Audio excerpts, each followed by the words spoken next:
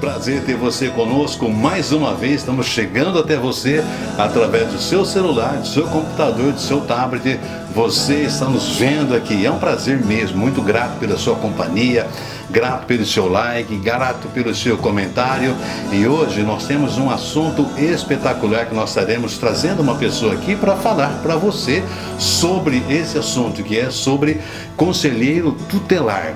Você vai conhecer um pouco, saber um pouco e ver a importância desse órgão, do cidadão conselheiro tutelar para a nossa cidade. E hoje nós vamos conversar com uma moça que ela veio do Rio Grande do Sul já faz um tempo, está na nossa cidade e ela foi eleita agora de conselheira tutelar para começar a trabalhar o ano que vem. Nós estamos aqui com Charlene Costa. Oi, Charlene. Tudo bem? Pastor João. Tudo bem, graças a Deus. Muito grato de você aceitar ser entrevistada por nós. E você, eu é que agradeço, né? De nós estarmos juntos e divulgando, que nós vemos que é um trabalho de suma importância, né, para a nossa cidade, para o município, né? E hoje, como nós falamos, nós queremos, Charlene, que você fale um pouco de você. Quanto tempo você tem em Jaú, como você chegou aqui em Jaú, para nós desenrolarmos essa entrevista que eu vejo que é maravilhosa, fantástica e realmente de um conteúdo muito bom para mim, para você e para a nossa cidade. Boa noite, tudo bem? É um imenso prazer. Estou muito feliz de estar aqui com o senhor que conheço já há muitos anos, né? Conheço a sua integridade, conheço a sua pessoa, então estou feliz. Eu moro aqui em Jaú já fazem 17 anos, né? Sou mãe de 3 filhos, tenho 3 filhos adolescentes não, né? 2 adultas, uma com 24 anos, a outra com 21 e um adolescente de 16 anos. Fui chamada como suplente, estou no Conselho Tutelar já há mais de 1 ano e meio e agora fui para reeleição e fui eleita e vou estar no mandato agora de 2024 até 2028. Que legal. E as pessoas que votaram em você tem conhecimento, são amigos, familiares não são, né? Não, eu não tenho família aqui, né? Como eu sou natural de Porto Alegre e estou há muitos anos aqui em Jaú, então eu não tenho família aqui. Quem eu tenho são os meus amigos, os meus filhos, as pessoas que trabalharam comigo, que me conhecem, né? As pessoas que realmente gostam de mim e conhecem o meu trabalho. Isso daí para você ver, ela veio do Rio Grande do Sul, você está ouvindo aqui, a amizade que ela desenvolveu e trouxe para a vida dela, né? Que os amigos que hoje elegeram você, né? Sim. E agora, falando sobre conselheiro tutelar, sobre conselho tutelar, nós queremos fazer algumas perguntas para você que está sempre nos acompanhando aqui na nossa rede social, com várias entrevistas que nós fazemos aqui. Nós vamos perguntar para a Charlene, que ela é uma conselheira, e ela pode estar nos esclarecendo e orientando-nos para que realmente nós venhamos a ter uma visão melhor, mais aguçada, mais clara sobre esse órgão, sobre esse trabalho, certo? Então hoje nós queremos perguntar para você, Charlene, assim, olha só, nós temos aqui uma cola aqui muito bem feita, né? Quais são as principais responsabilidades de um conselheiro tutelar e como você descreveria a importância do seu papel na comunidade em relação à proteção dos direitos das crianças e adolescentes? Assim, eu vou dar uma pincelada do que é o conselho, né? O Conselho Tutelar é um órgão autônomo, não jurisdicional, encarregado por zelar do direito das garantias dos direitos da criança e do adolescente. Entendi. Né? Eu digo assim que o Conselho Tutelar, ele deveria ser a menina dos olhos do município. Certo. Porque ele é um órgão de extrema importância, porque ele atua na alta complexidade. Né? As pessoas que a gente atende geralmente são famílias que têm seus direitos violados, as crianças que têm os seus direitos violados também. Então é um ciclo de violações, né? Essas violações, você poderia, você que está assistindo, você dá uma esclarecida o que são essas violações, abuso? Sim, as violações elas têm em vários âmbitos, né? Existe a violação de direito da criança na área da saúde, na área da educação, Dentro de casa, os direitos delas são violados através de violências, sim, de maus tratos, negligência, entendi, abuso sexual. Dentro daqui da nossa cidade, por incrível que pareça, a gente tem um alto índice de crianças que são abusadas sexualmente, né? Só que isso não é falado, não é divulgado. Muito pouco se sabe da atuação da rede de proteção e do conselho tutelar dentro da nossa cidade. Entendi. Então, você, dentro desses abusos, né? Qual é o maior índice dos abusos que tem? É o abuso sexual dentro da comunidade, da cidade, dentro da casa, da criança, né? No meio que ela vive. O meio que ela vive. Porque geralmente essas crianças elas são abusadas por tio, avô, padrasto, pai, infelizmente, né? Na maioria das vezes os familiares sabem, se omitem, até pela própria vulnerabilidade que eles vivem naquele momento ali, né? E assim, é dever do Estado, é dever de todos nós como cidadãos preservar o direito das crianças, a integridade da criança, é nossa obrigação, né, preservar, porque a criança ela não tem quem defenda ela, certo. A criança ela não consegue expressar aquilo que está acontecendo, então é necessário que a gente faça a nossa parte, a gente quanto conselho tutelar e vocês quanto população, né, denunciando, falando, né, e ajudando de alguma maneira. Agora é o seguinte, olha só. Como o Conselho Tutelar colabora com as outras instituições, como escolas, né? Polícia e serviços de saúde, para garantir o bem-estar das crianças e adolescentes em situações de risco? Qual que é essa importância? Como que colabora? Assim? Eu falo assim que tem que existir, é como se fosse uma engrenagem, tem que existir uma articulação, né?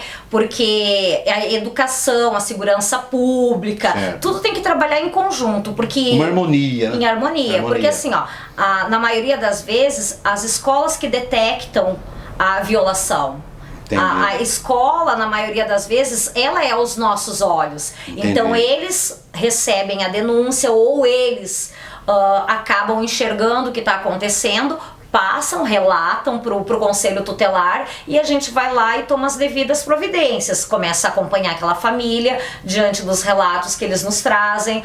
A autoridade policial, quando ela é acionada em casos assim específicos de violação, eles acionam o conselho tutelar para, se for necessário, a gente aplique uma medida. Muitas vezes a medida que é aplicada é afastar aquela criança daquele convívio, colocar ela na família, dentro da própria família, né, na família extensa, de repente afasta, tira da casa, entrega para um tio, para uma avó, para alguém nesse sentido. E a gente atua muito dentro das escolas, voltando, na evasão escolar. Evasão. E a evasão escolar, ela tá gigantesca dentro da nossa cidade, né? Entendi. Na evasão escolar, o que acontece? A criança parou, o adolescente parou de ir para a escola, tem X faltas, a escola comunica o conselho e a gente vai atrás dessa família para saber o porquê que essa criança, esse adolescente não está mais indo na aula. Só que quando a gente chega lá, nessa família, a gente não encontra só a evasão escolar, a gente encontra inúmeras situações de violação de direito da criança, que já está violando o direito de não ir na escola, mas a própria família está numa vulnerabilidade tão grande que todos os direitos também daquela família estão sendo violados. Aí a gente aciona a rede de proteção e ali começa um trabalho, ou com o CREAS, ou com o CRAS, ou com o CAPES, aí aciona todos os órgãos que são competentes para acompanhar aquela família. Entendi. Então hoje você enfatiza que a evasão escolar está absurda. Absurda. Entendi. Por N motivos, né? Eu acredito que depois da pandemia, se acentuou os problemas dentro da classe mais vulnerável, né? Entendi. Agora, veja bem, falando da evasão, mas veja bem, essa pergunta aqui é muito interessante. Para você que está assistindo, às vezes você conhece, tem um caso, você sabe de um caso, uma situação muito triste, né? Como as denúncias são investigadas E quais são as medidas tomadas para garantir a segurança das vítimas? Ó, é assim, tem 2 canais para as denúncias. Na realidade, é o Disque 100, que a pessoa vai lá, ela denuncia, chega para nós, a gente vai averiguar, e também direto no Conselho Tutelar. Mas as denúncias vêm da creche, as denúncias vêm da escola, vêm da comunidade, mas elas chegam geralmente direto lá no Conselho pelo telefone, por e-mail ou através do Disque 100. Aí chegando, a gente vai, faz a visita, faz a convocação, convoca aquela família que foi denunciada, né, faz tem uma breve conversa, uma breve entrevista e detecta, né, qual que é a violação. Através da conversa a gente identifica se é verdadeira ou se não é, porque existem denúncias que procedem e denúncias que não procedem. Entendi. Quando as denúncias procedem, a gente toma as medidas cabíveis. Às vezes a aplicação de medida é retirar aquela criança daquela família e colocar numa família extensa, nos parentes, né, até que tudo seja, como é que eu posso falar, resolvido. Outras medidas mais drásticas, que acontece só em casos extremos, é o acolhimento institucional. Certo. Você pode falar um pouco sobre isso? Ó, o acolhimento institucional, ele só acontece numa situação de extrema gravidade, né, que é o acolhimento emergencial institucional, que você acolhe aquela criança emergencialmente quando não tem familiar que você possa entregar a ela, ou que ela foi pega numa situação de extremo risco, onde a vida dela estava realmente em perigo. E depois existe o acolhimento, que ele é por determinação judicial, que é quando já se trabalhou com aquela família, certo, já fez tudo que podia ter sido feito, né, que eu vou deixar assim uma coisa bem clara, porque às vezes as pessoas não entendem, né, as pessoas falam lá, o conselho veio aqui e levou meus filhos embora. Não, o conselho não vai, não leva, não tira filho de ninguém. A gente aplica medidas para preservar a integridade da criança. E é porque toda a rede de proteção já trabalhou com aquela família e aquela família não aderiu a nada.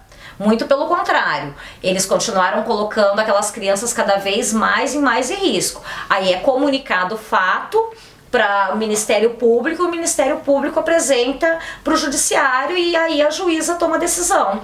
Entendi. Então, você recebe uma denúncia, é estudado isso daí? Sim, é acionada a rede de proteção. Existe uma rede de proteção. O Conselho Tutelar, ele não trabalha sozinho. Certo. Então, vamos supor, a família também, ou quem quer que seja, agora falando do conselheiro tutelar, porque nós vemos que tem que ter uma sabedoria, uma inteligência para poder trabalhar nesse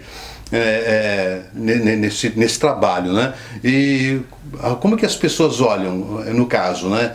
Vamos supor, você é uma conselheira, hoje você, vamos supor, soube de um caso, uma dificuldade aí. As pessoas que estão nos assistindo precisam entender que o conselheiro, ele é um harmonizador, né? Sim, a gente aconselha, a gente dá uma direção dentro da legalidade para a pessoa, orienta, faz encaminhamentos, certo, né? O trabalho do conselheiro tutelar, ele é bem burocrático, né? Eu falo assim que o conselheiro, ele faz justiça através de encaminhamentos. A gente encaminha para a saúde, encaminha para a área da educação, encaminha para tratamento psicológico. Certo. Né? E hoje a questão do psicológico, assim, as drogas têm entrado muito nisso hoje? Está acabando com os jovens. E começa às vezes na adolescência. Na adolescência, não. Que é onde o conselho tutelar tem uma importância gigantesca nisso, né? Eu vejo assim uma dificuldade muito grande dos pais conseguirem lidar e chegam lá no conselho com uma demanda grande de não saber o que fazer com os filhos. Porque eles acabaram pegando um outro caminho, abandonando a escola e se envolvendo com drogas. Primeiro passo, quando chega, a gente orienta, a gente conversa, aconselha os pais e faz os encaminhamentos pertinentes. Mas, na maioria das vezes, o adolescente acaba tendo que ir para uma internação compulsória. Porque só as terapias, eles não vão, né? Não vão, né? Eles acabam não aderindo. Para isso daí, os pais estão já tem um trabalho por trás.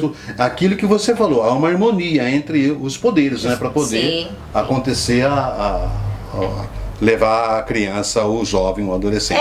Mas é bem difícil, assim, porque quando se trata de políticas públicas, certo, a gente não tem todo o amparo que precisa ter, né? Entendo. Né? E quando Então você vê uma deficiência nisso. Muita, não é uma, é muita deficiência. Né? E a falta de apoio, às vezes o socorro imediato não tem. Não, a maioria das vezes a gente consegue uma ou outra coisa através de ordem judicial. Entendi. A gente tem que acionar o município porque não existe essa política, né? E quando não existe e é direito da criança e do adolescente, a gente acaba tendo que acionar.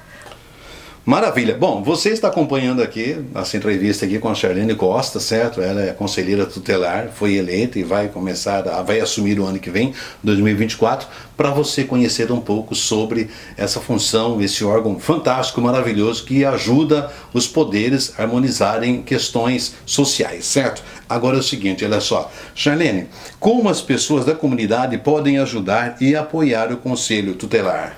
Primeiro de tudo, é entender o que o Conselho Tutelar faz. Dá uma palhinha sobre isso, então. Né?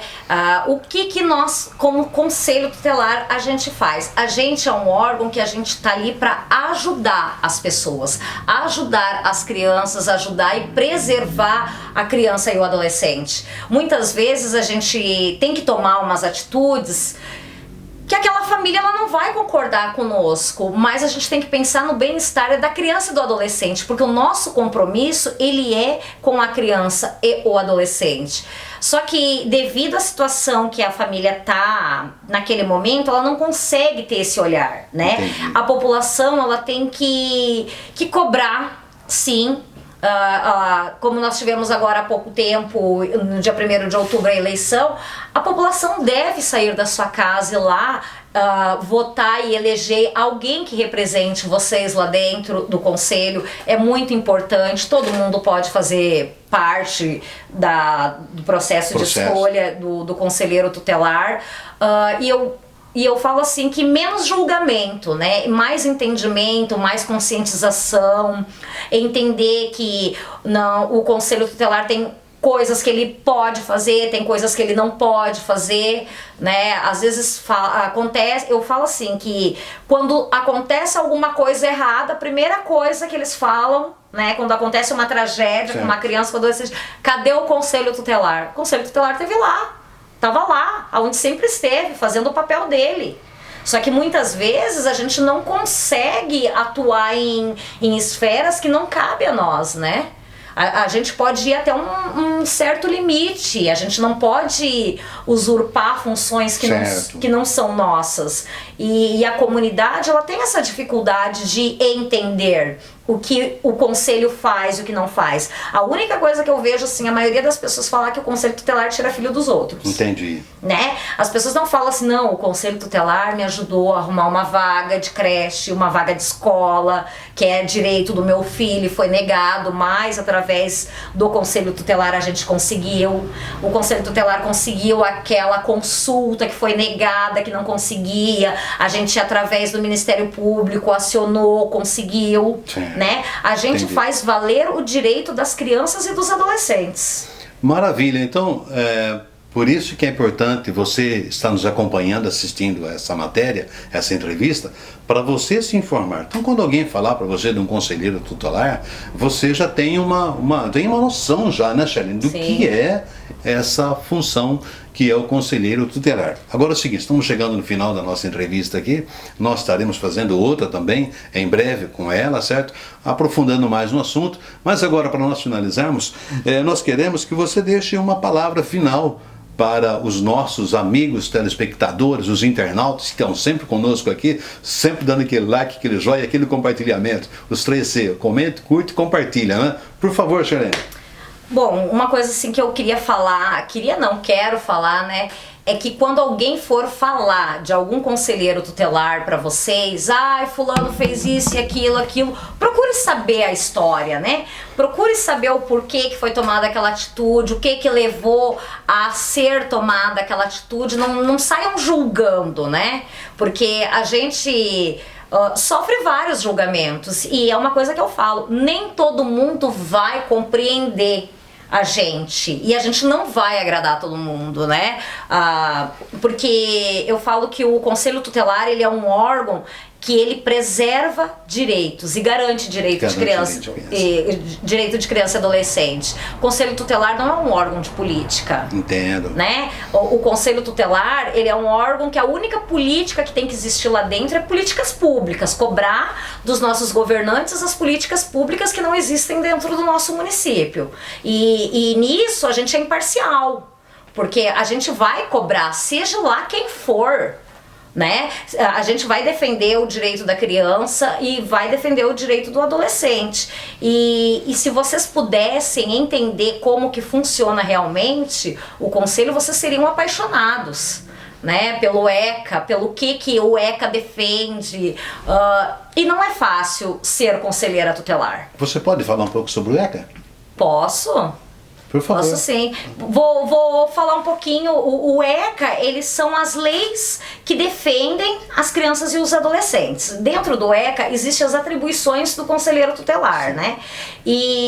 Eu falo assim que o ECA, ele é tão maravilhoso porque existem leis que as pessoas nem conhecem, né? Que a gente pode atuar na defesa da criança e do adolescente, que é maravilhoso, né? Na teoria é tudo muito lindo, mas quando chega na prática a gente esbarra aí com muita burocracia, né?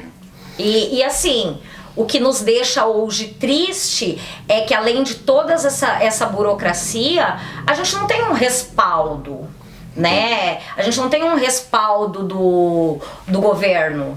A gente não tem um respaldo que nos ajude. O conselho hoje, ele atua, mas praticamente sozinho. Entendi. O Conselho Tutelar, ele atua sozinho, sem respaldo, porque quem era para nos ajudar, para nos estender a mão, não faz, vem contra a gente, né? Então, o Estado é complicado. E eu falo que não é só aqui, é nível Brasil. Bom, falando sobre leis, né, e conhecimento, a falta do conhecimento leva o homem a ter transtornos, né? E muitas pessoas, não tendo conhecimento dessas leis, acabam sofrendo, né, Charlene? Sim. Acabam sofrendo. Bom, Charlene, muito obrigado. Obrigada ao senhor pastor. Pela entrevista que você nos concedeu, certo? É uma de outras que virão, com certeza. E grato mesmo. Que o Pai continue guardando você, protegendo Amém. você, te iluminando, certo? Aonde quer que você vá, que você seja cada vez mais abençoada. Então aqui nós encerramos a entrevista com a Charlene Costa, certo? Que é conselheira tutelar. Mais uma vez, muito obrigado, certo? Obrigada, e a você também que nos acompanhou até aqui, até esse momento. Um forte abraço e até o nosso próximo vídeo. Fique com Deus, porque com Deus eu vou e Ele está em nós e habita em você. Até mais. Obrigada.